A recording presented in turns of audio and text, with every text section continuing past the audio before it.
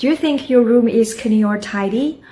Well, to be frank, sometimes my rooms are in a mess. This is primarily because I'm tied up with my work. It's very common for me to work overtime, even on weekends.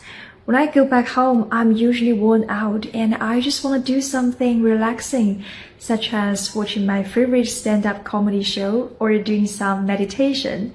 As for me, I just do household chores once or twice on weekends.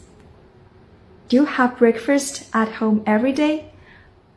No, I don't. I have breakfast in the workplace from Monday to Friday because our company offers 3 free meals a day, which I think is one of the best fringe benefits provided by our company.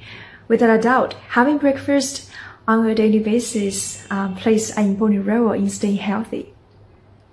Do you want to learn how to cook well in the future? In fact, I can't be less interested in cooking. I think this process is very time-consuming and boring. At first, you have to prepare the meat, vegetables, and so on. After dinner, you also have to spend some time doing the dishes. So when I want to have something scrumptious, I prefer to eat out with my family members or